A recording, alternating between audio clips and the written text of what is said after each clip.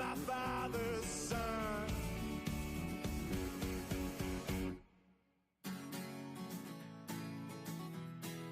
Light that fuse and run. Whoa, light that fuse and run.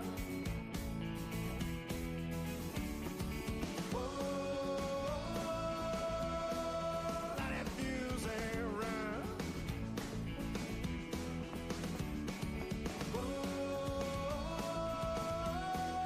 light that fuse and run.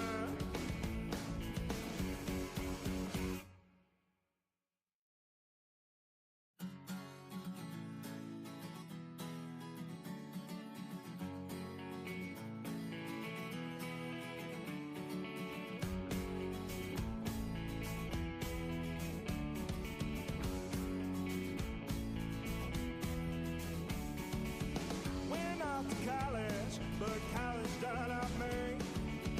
Couldn't get my master's in truth and loyalty. Bang out the buzzword, teaching that blind man to say. You might get the best of him, but you'll never fool me. Now, sweet talk to beanstalk, tail jack to go and fetch your bang. Try that and upstate boy to a different kind of scene. Went off to college, but college done up me. Couldn't get my master's in truth and loyalty. I said, whoa, light that fuse and run. I said, whoa, I am my father's son.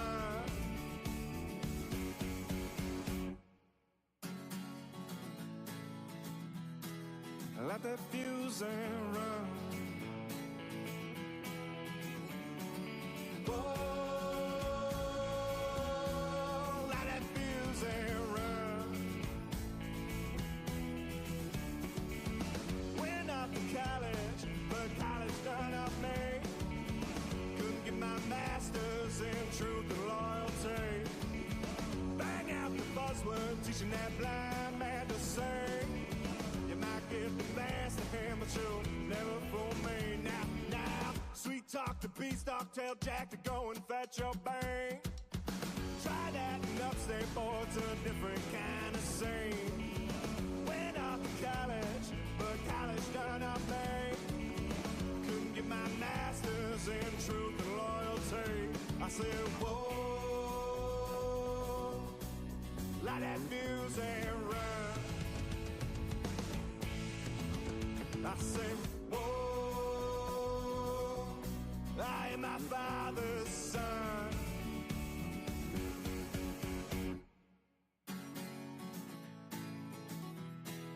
Light that fuse and run. Whoa,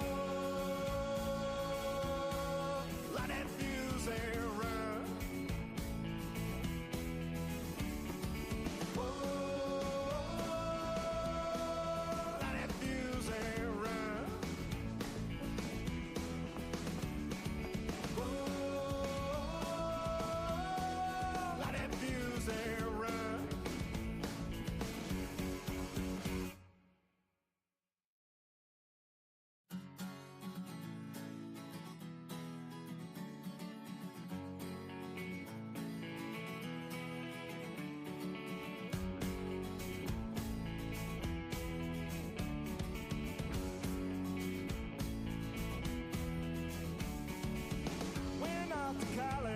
but college done up me. Couldn't get my master's in truth and loyalty. Bang out the buzzword, teaching that blind man to say. You might get the best of him, but you'll never fool me. Now, sweet talk to beanstalk, tail jack to go and fetch your bang. Try that and upstate boy to a different kind of scene. Went off to college, but college done up me. Couldn't get my master's in truth and loyalty. I said, whoa, light that fuse and run. I said, whoa, I am my father's son.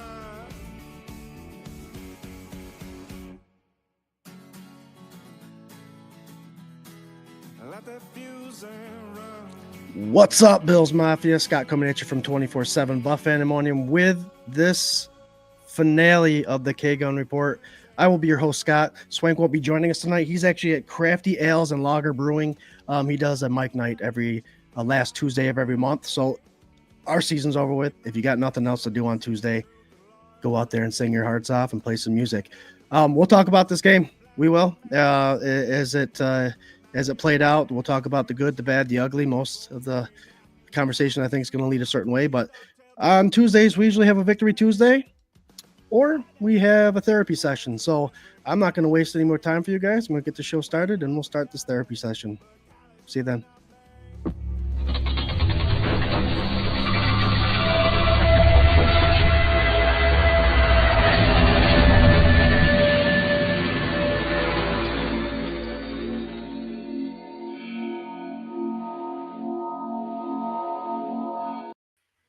What's up, Bills Mafia? Scott coming at you from 24/7 Buff Pandemonium with this episode of the K-Gun Report. We are sponsored by 26 Shirts. You see the logo up there. If you haven't already, you can add more merch before the next season starts. Go to 26shirts.com, check it out, add your collection, and help out a Western New York family. As Swank would say, it's a win-win-win-win-win-win-win. And we are part of the Buff Fan Base Network. Happy to be, love to be. There you go. And that's my brother, Jarrod. Welcome, Jarrod. We're both wearing the Josh Allen Championship black jerseys. Nice little representation wearing black on this day. Welcome to the show, Jarrod. What do you got? Oh man, I tell you, I don't know where my emotions are right now. If you look back at the beginning of the season, even March, April, Mayish, I guess something you could take with you is that a bunch of the experts didn't think this was even possible, that the Bills would make it this far into the season, in the postseason, and we're here. I think it's something to be proud of as a Bills Mafia member, as a Bills fan, that we proved a lot of people wrong, and it's our rebuilding year. And I know we say it repetitively, but it was supposed to be. And our great captain here, Josh Allen, led the way with a very great, very, very good MVP-esque season. And I think that he proved that the type of player that is in that locker room doesn't necessarily have to be the best in the league for this offense to roll and for him to be successful. And I feel like that's going to be very eye-opening. He's only 28 years old, guys. We're going to have him for a while. I know it seems like we've been waiting for something to happen with him for the last 7 years, but it'll eventually hit. And oh gosh, we're going to be something else when it does, but not the way we want it to end. Not the way a lot of pundits thought it would end. We wouldn't even be this far, but it is what it is. We had a great season. I mean, we had a lot to cheer for, a lot of players coming up that were nobodies apparently, that made something of themselves. James Cook found his way, found his legs, sign him back, Buffalo. We need him. And it's just been just an amazing year. A lot to be happy for, a lot to be grateful for, a lot to be cheering for.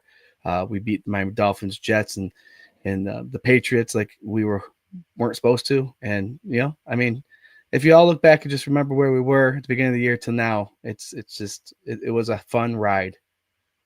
Yeah, like you said, a lot of the pundits, a lot of the professionals out there that get paid to do this said the Bills were going to be in third place in the division. Double-digit wins was not going to happen. Josh Allen has no talent around him. He's got to do it all himself. We ended up with a 1,000-yard rusher, and we utilized the many talents that we do have at the wide receiver position. Spread it out. We didn't have a 1K pass receiver. We didn't have a 100 receptions receiver, but we made do. We're one of the top scorers in the NFL offensively, and I think when we come back in March and we talk about what the Bills need, I think it will lean more towards the defense. But before I really get started, Jarrod, you made a video real quick. I want to play it now, and I want to play one at the end of the season, at the end of the show, just for those that have participated in the K-Gun. Whether you're on the show, whether you left comments, whether you shared the page, shared the stream, we wouldn't be here without the Bills Mafia, without the followers following us every year. We gain so many every year that become committed every Tuesday for the K-Gun Report and every Sunday or an hour and a half for the Sunday session. So I want to throw this video out there real quick, and thank you guys. Give it up, I'm not giving up, no, not yet. Even when I'm down on my last breath, even when they say there's nothing left. So don't give up on me. I'm not giving up, no, not me. Even when nobody else believes, I'm not going down that easily. So don't give up on me. Love that video. Don't give up on me. Obviously, it's a don't give up on us. A don't give up on the Buffalo Bills. We're all struggling still. Jarrod, every day I think I'm over it. I go on social media, which I hate doing, and I find more and more to be more angry about. And I think we'll get into it here in just a second. But we like to start off the show saying hi to everyone and getting these comments going in. We'll start off with Corey Blaine. What a season, boys. Suck, it's over. But we did better than everyone expected. And we talked about that right off the season. Third in the division. Jets and Miami had our number. The story goes on and on. But hopefully with some of the off-season transitions and acquisitions and who the Bills currently have. Quick question, Scott. Yeah. When you have a team full of misfits and players who were average or above average, and they do succeed better than what pundits apparently had them at, who do you give credit to? Obviously coaching. Okay, so front office. Got a guy in here that's just going off saying McDermott should be gone. If you go back and watch the game, watch the season, McDermott's got not only the most, like one of the most wins in the Bills history, but most winning percentage in Bills history. He's got, I think he's is he 6-6 or 5-5 in the playoffs? He just can't get over that hump. Getting rid of him, that's asinine. Go back and watch the games. I think during this past game against the Chiefs, every decision he made in the time he made it was the correct one. I believe so. When they went for 2-point conversions, I was like, yep, that needs to be done right now. You're going to cut it to 3. They didn't get it, unfortunately. And going for it on that tush and push and forth, we saw reviews that some of these calls may not have been by the refs the way they needed it. If you're on the I understand why you'd be on the McDermott getting fired because he hasn't won a Super Bowl yet. But man, how long Tomlin hasn't won a Super Bowl in how many years? Mm-hmm. Are you gonna get rid of him too? They keep him. He wins. McDermott wins. Who else are you gonna hire? That's a problem. I mean, are you gonna who if you're gonna leave that kind of comment? Well, welcome to the show. I think your new name.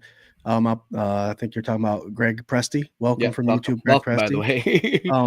And we love having your comments on here. Obviously, it's a fan first perspective, so we're going to give you what we think. You guys shoot out what you think. But when you talk about McChoke as a coach, McDermott, go ahead and throw out who out there you think could take a spot and keep the culture the way it is in Buffalo. Go ahead, I'll challenge you to that. Patrick Hughes, what's up, buddy? What's up, Mafia? How's everyone holding up? Yeah. Cheers. I made the mistake after the game Sunday. I went on social media and started getting in conversations I probably shouldn't have. I don't usually do that, so I apologize if I offended anybody. But it amazes me still, and I'm pretty straightforward. I love the game of football. I understand it. When I see a play that happens that's not right, even for Buffalo, go back to the greatest comeback in playoff history.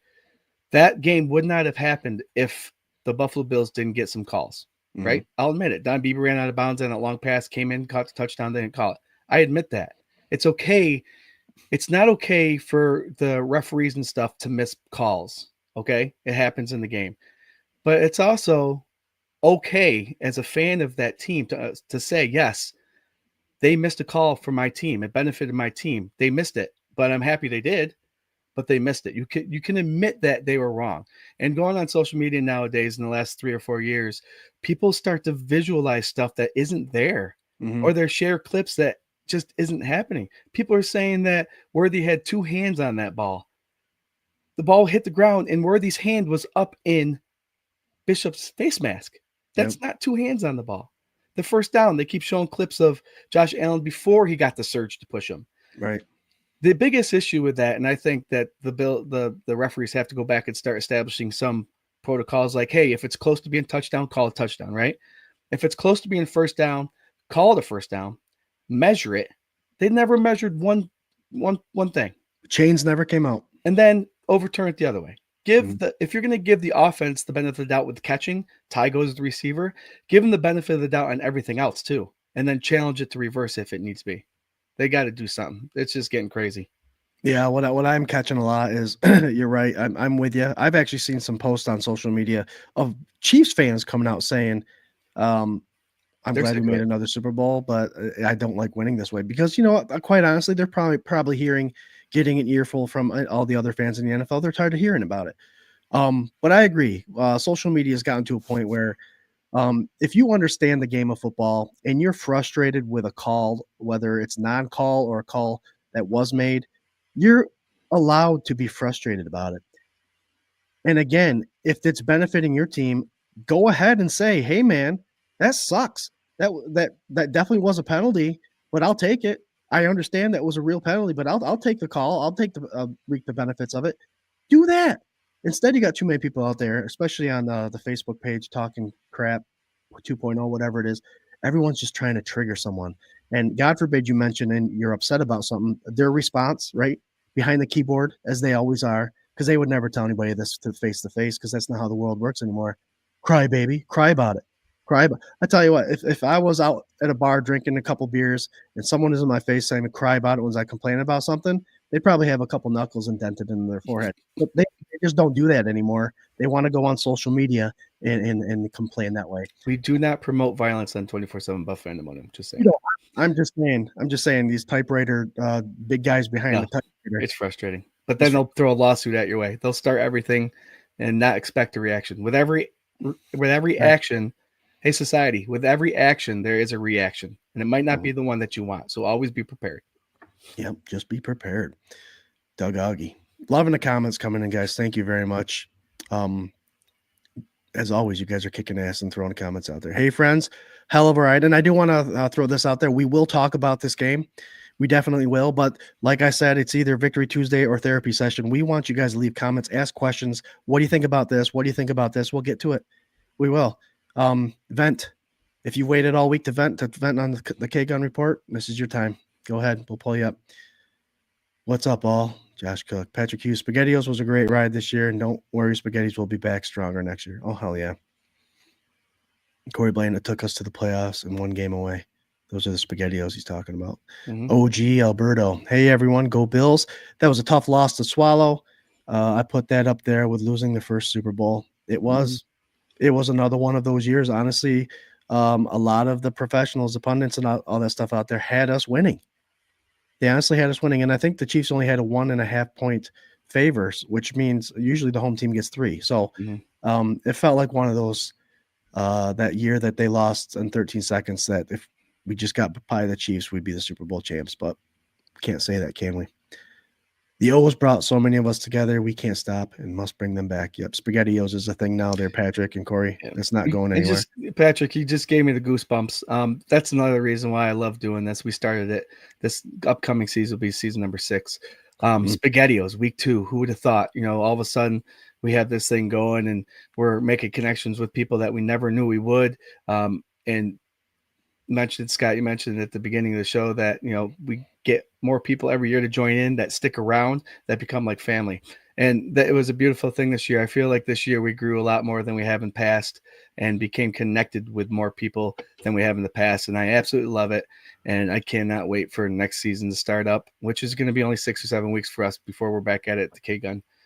But just the relationships, even the ones that we make on social media. Scott and I and Swank just got word that one of the guys that followed us this year is making an effort to come out to the Rager in September this year, just because he wants to hang out and talk Bills football and be with us. And that's just, I love it. That's outstanding. Well, I was just about to say that, guys. We'll give you some dates here about some of the things coming up, but that Rager, Labor Day weekend, August 30th, we've always had it at Reinvention Brewing the last couple of years. And yeah, the connections we made here just this year, we're looking to have 2 dozen extra people coming that we had from last year. So it's a growing family. It's the Bills Mafia, and it's part of the FLX Mafia, our sister page. So if you haven't joined them and you're around the area, go ahead and join them. But it's a beautiful thing. We absolutely love the relationships that were developed on this. Thank you. Joshua Williams. Hey, fellas, hanging in there, disappointed at ending, but it is what it is. Not bad for a rebuilding year to make the AFC Championship game. Proud of our players. Go Bills.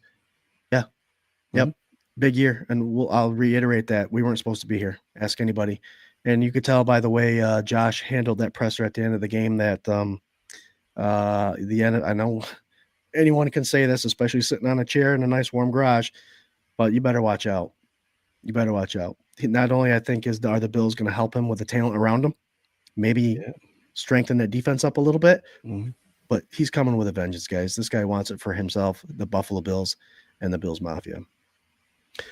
John's looking forward to next year already. What is up, my Mafia family? What's up, John's? The Johns always come out to the Rager. Can't wait to see you guys. A little moonshine action. Yep. Adam Barasco says, "What's up, Bills Mafia? Tough days." It is. It is. And you know, it is. It's very tough. And Jarrod, I was thinking about this earlier today, and I was getting a little bit emotional about it. We're 43 years old. It's been 31 years since we saw a Super Bowl. We were old enough to watch that first Super Bowl. And it is tough days, but you got to realize it's a game. And I got over it pretty quick, I like to think. But then again, I look at those social medias and I get caught up in it again. But my biggest thing, and the reason I was getting emotional, is because we're raising these young children, these young men that we have, our sons are playing football, and they're watching a game. And I know Everett and Jack, 8 years old, 7 years old, they know the rules of football. And we've gotten into a society where these kids are understanding the game earlier and earlier. And then when they watch on TV, the game's not being called fairly, you wonder why you're seeing more and more of the disrespect to referees in high school, in college, and all that stuff. You wonder why. These kids are brought up to understand that these refs are going to take care of the game for you. They're going to take care of the rules. They're going to make it fair. And then they watch right in front of their eyes the bullshit that we saw this last week. And obviously a lot of the highlights that they see throughout the year that the Chiefs have played, it's just frustrating. And like I said, I'm over it. I get over that stuff. I point it out because I know the rules and it is frustrating. But to see an 8-year-old ask, how was that a catch? The ball hit the ground. And if it was a catch, the only person that had possession before the ball hit the ground was Bishop. But if the ball hit the ground and Bishop was the only one with possession, then he should have been the one. If the ball hit the ground, then there's no way where they could have caught it because it already had been in possession with Bishop. And he was telling me all this. I was like, you're right, bud. You're right. And it's just frustrating watching the young ones see how these games are massaged into going a certain way. Massaged. Yep, exactly. Let's see here. I heard that comment earlier, the massage comment. They aren't scripted, right? And rigged like hardcore. They're just massaged into being scripted a certain way. Tough days. I already said that one. Doug Augie, is it time for the Rager yet? Asking for some friends. Doug Augie. I'll throw this date out again. August 30th, Labor Day weekend, Reinvention Brewing in Manchester, New York, 3 o'clock to 9. A lot of the same that we've done in the past, live streaming, all that good stuff, giveaways, raffles, raising money for Mark Maddox's Help One Foundation. We will have a lot more details to follow, but we have a food truck, we have a popcorn vendor, we have all that good stuff like we did last year, and we're looking to make it bigger and better in 2025. Yeah, we tweak it every year, so even the time might change. You never know. So we'll just keep everyone posted of what's going on. Like Scott said, it will be at Reinvention Brewing, but we'll see what the food looks like and the vendors look like there because, like we said, it's different every year and it's exciting and bigger and better. Bigger and better. Bigger and better. One last shot to get one at the Ralph. Yep, this will be the last year, 2025, that the games will be held at Rich Stadium, Ralph Wilson Stadium, Highmark Stadium, whatever you call it. Adam Barasco says, I'm just numb right now. Yep. Yep. Corey Blaine says, we proved we can beat the Chiefs, can't beat the refs, right? And then one of those things I told Jarrod, my son, is sometimes when you go into situations where everything's against you, you make sure you're prepared and ready enough to where they can't beat you. Too big to rig. I'm sure you've heard that before. Same goes for preparation for professional lives, whatever job you have. Do your best. Be prepared to make it to the point where all the other things on the outside can't make that decision for you. That's the best lesson you can get out of it. Next season, kick the refs in the nuts. I agree. Here's a couple things I want to just throw out there quick, and I hate ranting on the refs, but this is something that has been obvious pretty much the whole season. It's so bad that the commentators and people in the rooms before the pre-games and after that are talking about it. So it is something huge.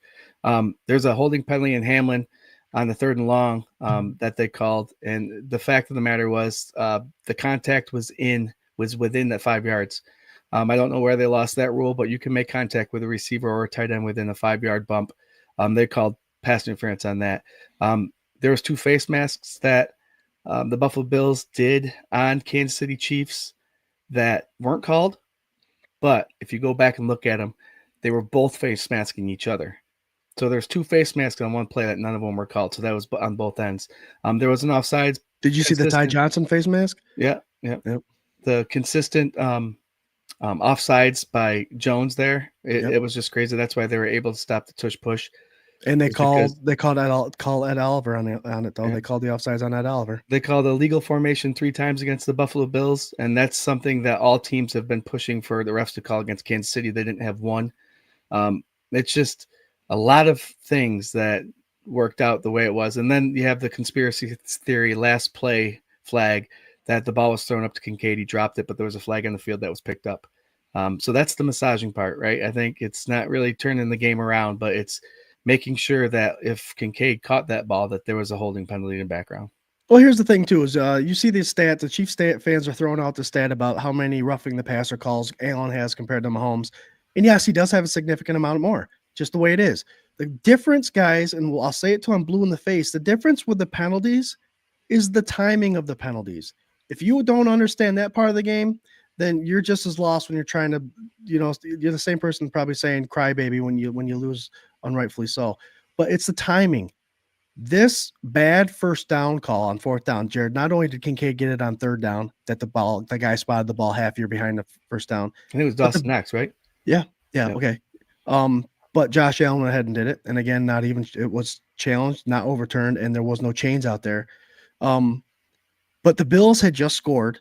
They just took the ball from Kansas City, and now they're up by 1, marching down the field for a potential 8-point lead. That's when they decide to massage the game and turn it the Chiefs' way. I don't care if there's that is what I'm talking about. The timing of the penalties is what makes it so significant. And you notice a lot of times too that sometimes the Chiefs do catch up on penalties, but it's during times when the game's already out of control. The Chiefs already have it handled. It's nuts. Do we want to continue talking about the refs? One more thing. There was a play in the game that oh my gosh, I lost it. Yep, I guess we're gonna move on. The punt return when there was 3 clips and 2 holdings. That's crazy. Yeah. Patrick Hughes. I am more sad that the season of the K-Gun ends. Best season ever. I know, it was fun. Thanks, Patrick. That's what I was gonna do. If you go back and watch the game, if you want to, I wouldn't recommend it. Every play that the Bills ran the ball where they went to the sidelines to near the chains, it looked like they got a first down, but instead of first down, it was 2nd and 1 or 3rd and 1. Every time they went and there was a close ball near the sidelines, near the chains, they backed it up 1 yard the whole game.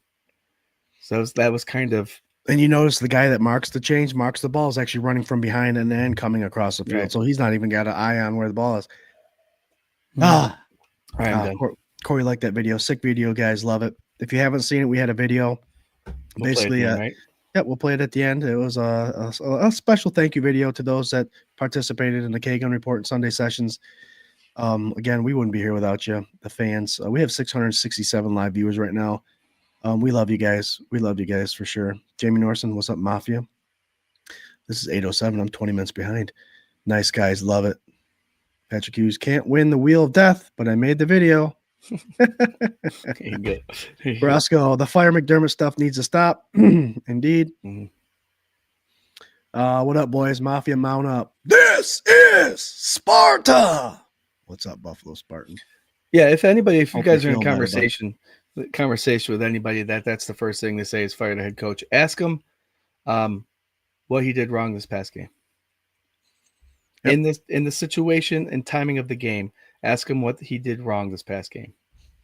Right. Some will say challenging the interception.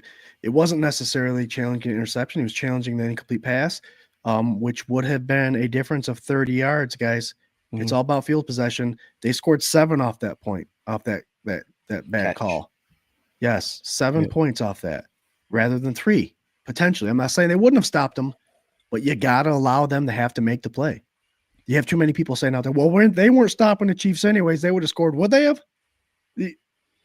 Would they have? You can't say that. I can't stand fans, and I find myself guilty of that sometimes. We would have scored that drive, that 4th and 1 that we didn't get. We would have scored that drive. No, but we were in field goal range. We would have been in field goal range. Yep. So at least give yourself the minimal points. I calculated, Jarrod. I calculated 14 points that was turned around on the Buffalo Bills versus the Chiefs this week. 14. That's taking that 7 away from them that catch and giving them 3. I still give them points. That's taking our points away. That's big. If you go into the game knowing that you're going to beat them by 14 points and you still lose, you got to. It comes down to you got to make it so they're not even controlling the game. Those parts of the game aren't going to be the difference maker, and they are. 14 points. Lonnie Cook. Hi, my sons. Hi, Lonnie. Hey. Adam Borasco. There is no one. You're going to have to hire a college guy. And then you're going to have to hire offensive and defensive coordinators. And that college guy is going to want to bring in a quarterback, even though we got Allen. It's not going to work. Unless Worthy has 3 hands, he didn't have it, 2 on it. Right? Right, Christian? Listen, I admit Worthy is one heck of a wide receiver. He's fast. He's quick. He's nimble. I want, when people have the chance, I know I keep saying this, I wouldn't go back and watch it because I saw it throughout the game. Watch how they treat Keon Coleman. All night. All night, Keon Coleman had hands on him all night. Physical. Not one pass interference call was on him. Not one illegal contact. Not one holding. But all night. That's why I think he had 6 targets and 1 catch. He was getting mauled down the field all night long. It was just nuts to watch. Yep. Alberto and then they throw a flag because they bump into Kels. Yep. Speaking of Kelsey, Shane Becker, that's a good point. The change never came out. It never did. Never once. They never gave the head coach, Sean McDermott, at least the benefit of stretching those change out to make sure that he didn't get that first down. Crazy. And when you have the booth saying it was and the ref up top saying it was, and all these pundits that are on national television and podcast, they're not quiet about it. The fans of the NFL are not happy right now. They aren't. So it's not just Bills fans complaining about it. You're hearing it from everyone. Let's see. Also, I wanted to touch on that Kelsey thing. I just saw an interesting thing. Last year during the AFC Championship game, I believe it was AFC Championship, the Chiefs versus Baltimore. Was it? Yeah. There was a play where Zay Flowers from the Baltimore Ravens scored a touchdown, and he stood over the defender and got flagged for a 15-yard taunting penalty. Last year, I do believe the Chiefs did it. No, this year the Chiefs did it with Kelsey scored a touchdown standing over the guy he scored on, no penalty. And then the Bills, when they tackled Mahomes in the end zone, Hamlin did, and slammed him to the ground. Mahomes not only got in his face and was talking shit, but then Kelsey came and started taunting. No penalty. Taunted so much to the fact where Jordan Phillips comes around and bumps him, and then, of course, the flags are – it's got to be called equal. Yep. You have to. You can't make it that obvious. Yes, the coach can ask for the chains. He can. Yeah, but that should be an automatic. Yeah. Especially if you're challenging it, especially if you don't know. What's the last second flag at the end of the game that's got picked up and was never brought up again? There's a lot of theories out there. It was in the place I heard. I actually never saw it on the field, but this is what I hear. And of course, correct me if I'm wrong. I've heard 2 stories. I heard there was one that was in the Buffalo Bills backfield, which would have called an offensive holding on Buffalo if Kincaid had caught it. I'm also hearing that flag was thrown just because they thought that he was going to catch it, and they needed a reason to make sure that they brought the ball back for 4th and 15. I also heard that the ball was in the area of defensive holding or pass interference in the secondary. Like I said, I couldn't see the flag anywhere. I saw 3 angles of that play, Jarrod, and I didn't see any kind of interruption in the patterns or holding or anything like that. So I'm not sure what it would have been.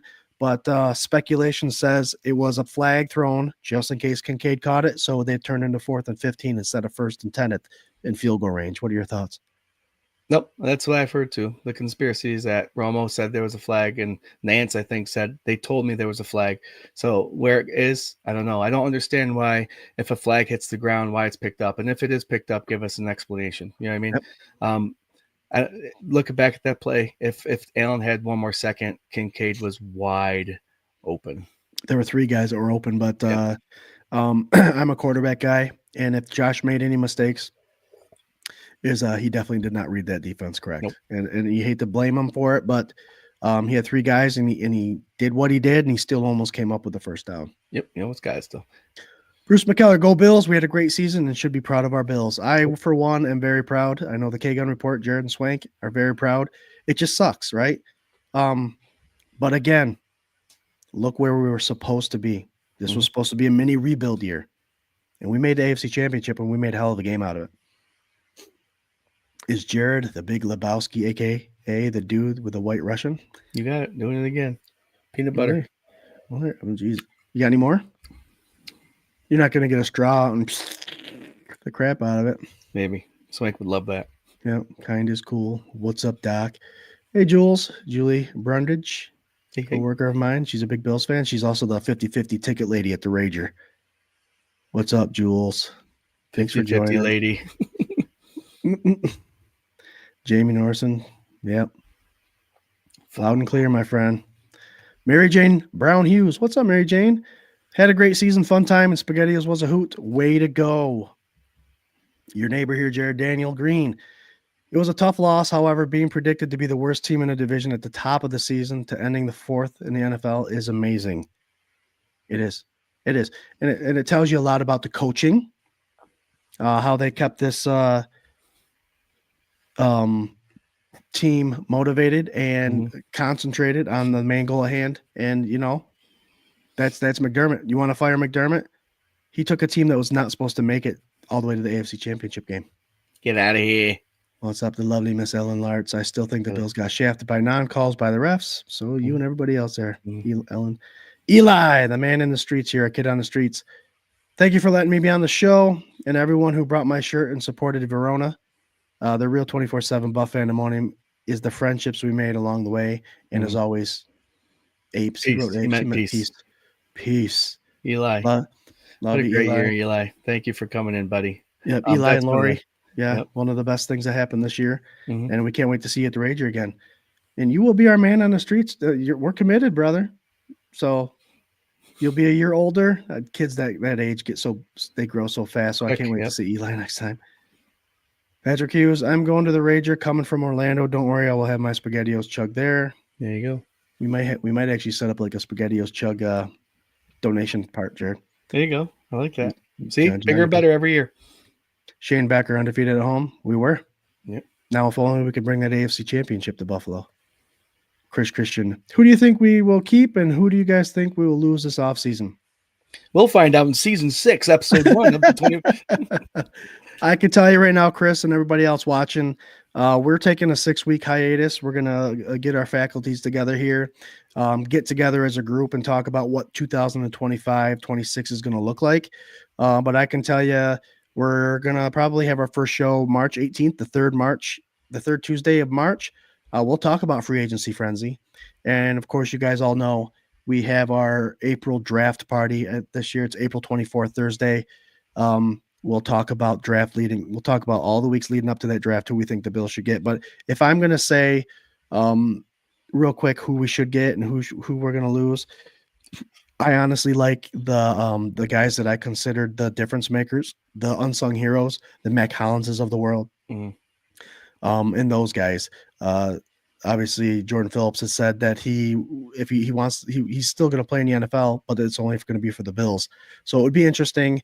I do like a lot of these unsung heroes coming back because they are the difference makers. Mac Collins had a hell of a game, and he loves it here in Buffalo. So we'll get more into that when we return. But there's a lot of moving around, and I'm just glad Joe Brady's coming back. You happy about that, Jared? I think you got to bring James Cook back for sure, 100%. And Matt He's Collins got 1 year left on his contract. Okay, Jared, but all right, yeah. sign him up then. Get him here a little bit longer. Matt Collins is one of those guys. I think he needs to come back.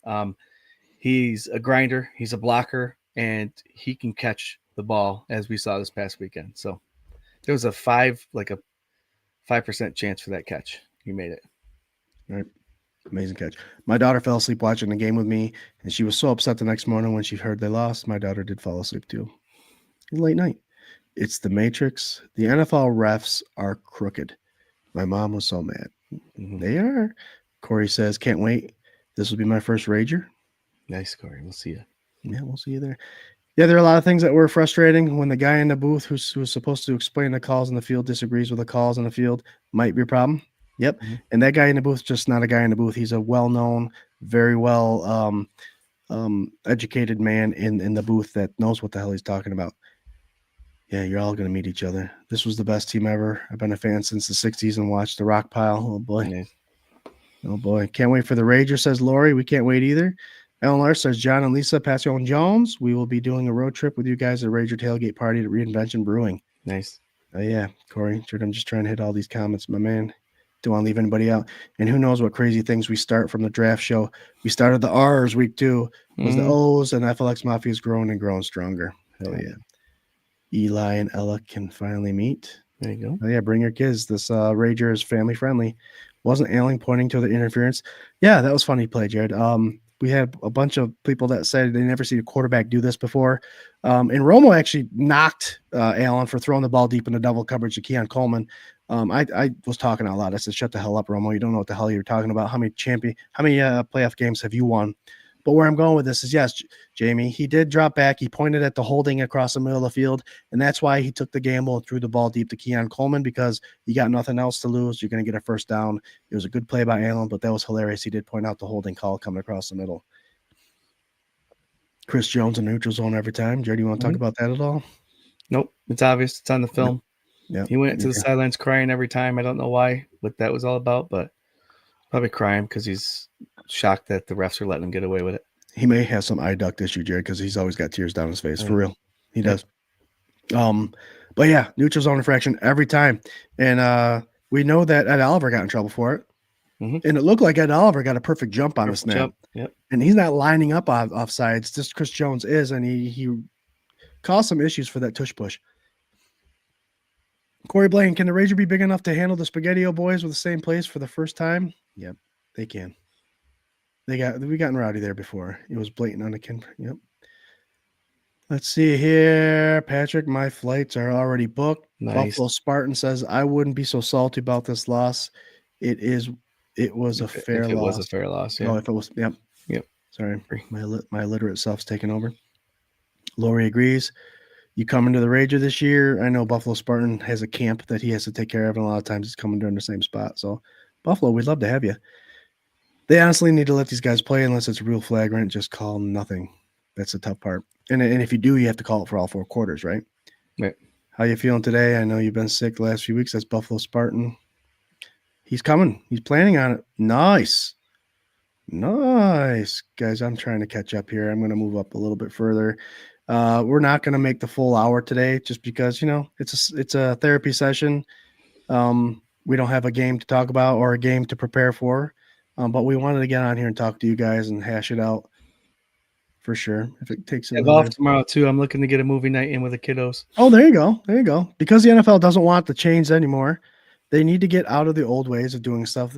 But we still have these conversations, not just the Bills, but like a bunch of games every week. Use the damn technology we have now. See, here's the thing. I've always said it, Jared. If you put like a little metal chip at each point of the ball, and then you have a magnetic line running down the sidelines underneath the ground, you'll be able to find out where the point of that ball is at every moment of the game, correct? They do it for tennis. Yep. Nate Nacho.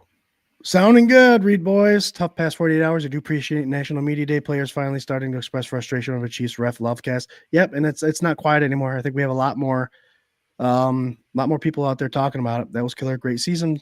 JA to throw the ball at the 4th and 17 behind the line, flat-footed. Kincaid's in the hand was miraculous. Yeah, there's talk about Kincaid even being able to get his hands on the ball. Jared, was a pretty miraculous play because he had to shift all his weight. Apparently, he had a PCL tear the whole game. Yeah. What do you boys want to see, the top free agent target or top draft choice? If you want to change the subject, go Bills. Jared, I think we should just talk about this real quick, and we'll talk about it in the free agency frenzy and our draft shows. But give me give me a position you'd like, maybe a player you'd like in free agency to pick up, because we will have some cap space, and maybe what should be the first position addressed in this draft. We are pick 30, and remember we have 2 number 2 picks with that trade for Stephon Diggs. What do you think? Defensive end. I think Crosby's a good candidate, and there's a couple out there. Mac. What's Mac's first name? Khalil Mack. Khalil Mack. Yep, I think he's another one. So, Von Miller, he did. I think he was a pretty high percentage with pressures this year. People don't see that, but he wasn't hitting home. So I think defensive end and cornerback. There you go. And I agree. I think a big name defensive end, I think we do bring in. I like what our defensive ends are doing, because that's how the defensive scheme is under Babich and McDermott. Create pressure. The pressures they believe are just as equal as sacks. But I do want to finally see double-digit sacks, a couple double-digit sacks finally for the Buffalo Bills after all these years. So bringing in a high price Crosby, Garrett, hell, maybe even Garrett come in, Khalil Mack, someone that's young enough. I don't want an old guy, Jarrod. So maybe Max out of it, but someone young enough to come and stay for a couple of years. And then draft a Tech 1 defensive tackle. I mean, I want a Hog Molly. I want a 6'5" and plus 320 plus pounds. I'm tired of us getting rampaged on the run. We do have a smaller team. Our linebackers are on the smaller side, even though they did pretty good against King. I want to see a big guy. I want to see a big guy up front. Thanks, Patrick Hughes, for answering the question. Saturday, August 30th is the Rager. Trust the process. I want to answer a question here really quick. Yeah, which one? Greg's back at it. Answer my question. How many years? Okay, here's your answer, Greg, from Facebook or from YouTube, bitching about McDermott. You keep him if he keeps winning and takes us to the AFC Championship game. He's getting better each and every year. And if you were going to put this game on McDermott, this past game, go watch the game again. Apparently, you didn't watch the whole thing. There was missed opportunities by the players. The players have to execute. Would we be saying the same thing if Kincaid caught the ball or the tush push made it? I don't think so. So you keep him. He's consistently winning 12, 13, 14 games a year, getting us to the division or the AFC Championship game. And I don't know. Go back and watch the game. I agree. I agree. As long as there was 18 years we didn't make the playoffs. As long as we keep making the playoffs and winning a game or two in the playoffs, you keep them. You don't want to start last year, Tyler Bass missed a field goal to tie it. Was that the wrong call or the right call? Right. That was the right call. Right. Stephon Diggs dropped a big ball. Yep. Who's that? The tush push, guys. Greg, believe it or not, the tush push is not McDermott's call. It's the offensive coordinator. Mm-hmm. So that is Joe Brady. Joe Brady's been calling the plays all year. He'll be calling the plays all next year. But that tush push is not McDermott's call. And the reason they went back to it is because it had been successful. And that's not the call of McDermott. So you can't blame that on McDermott either.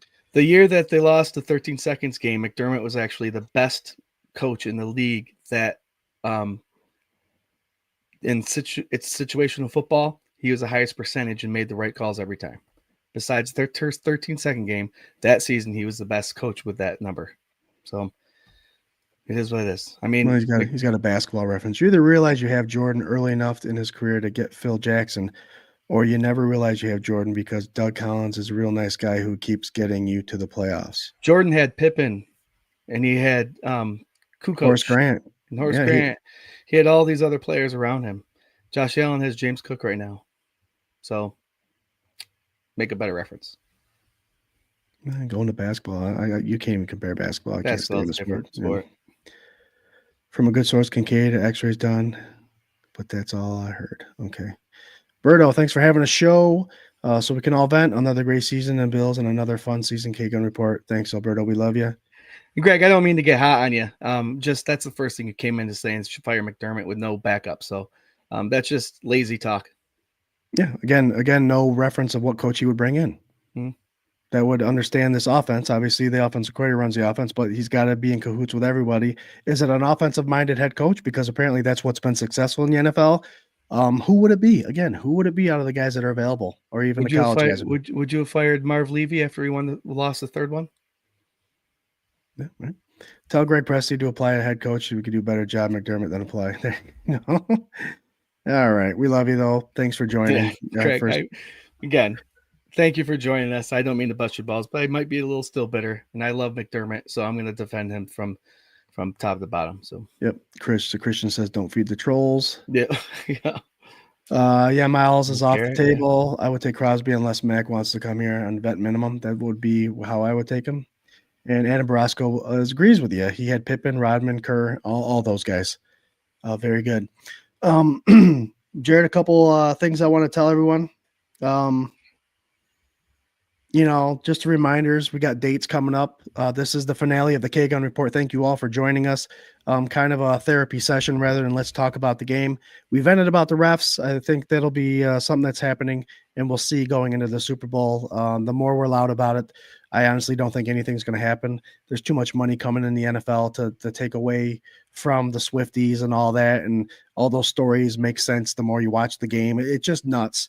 And honestly, guys, as a football fan, a fan of the Buffalo Bills, I don't think the games are scripted. I don't think they're rigged per se. These players and coaches, I don't think have anything to do with anything that goes on. I heard a reference to massaging the game. These refs are massaging the game. And what that means in the reference is they are finding opportunities to pursue a game a certain way during certain potential opportunities in the game. Whether or not they're successful, that's a different story. But they are during key points of the game. And, that flag at the end of the game that was picked up, I think that was trying to make it so, oh, shit, the Bills are going to get it. Let's put a flag on them. So you could say it what it is. You could believe what you want. I don't think the players and coaches have anything to do with it, but I do think that there is a higher power kind of trying to persuade things a little bit.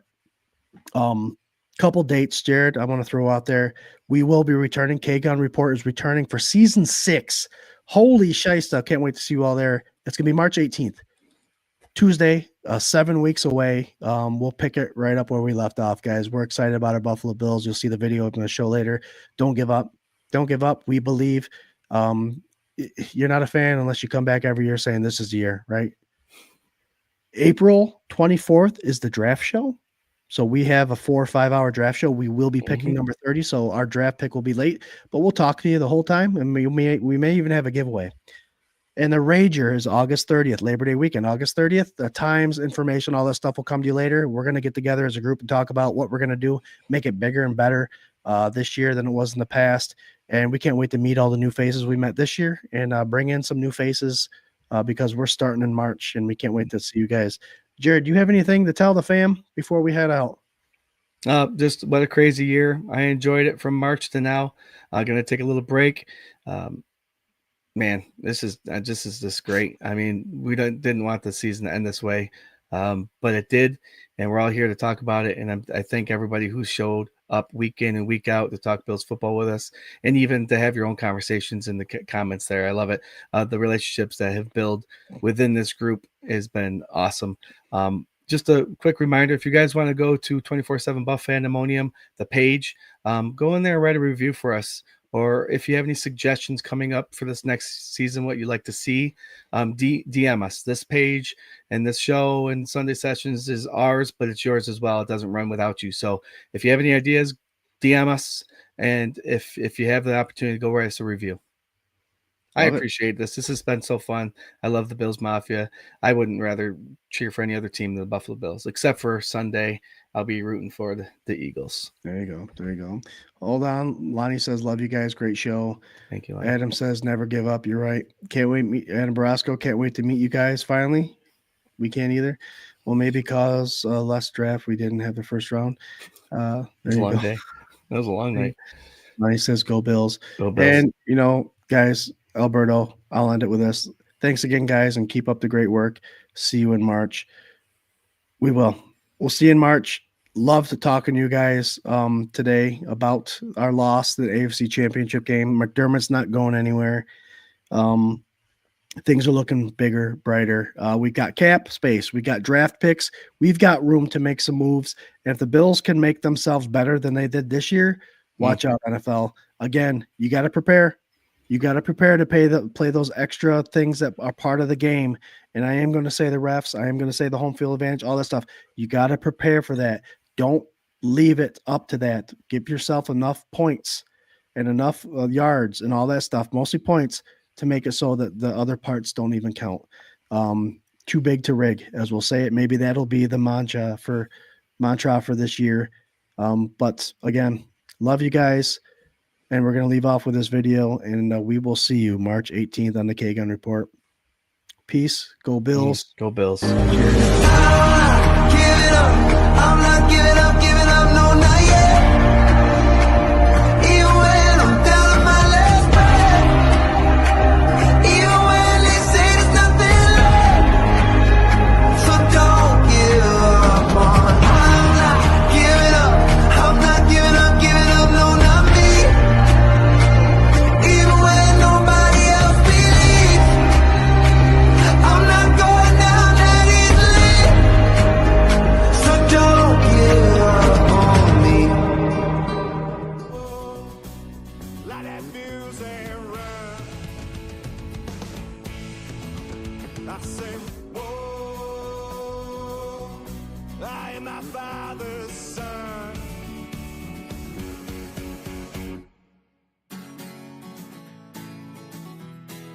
Light that fuse and run. Whoa, light that fuse and run.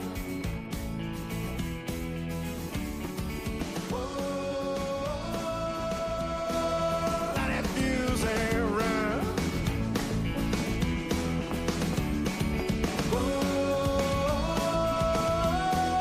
Light that fuse and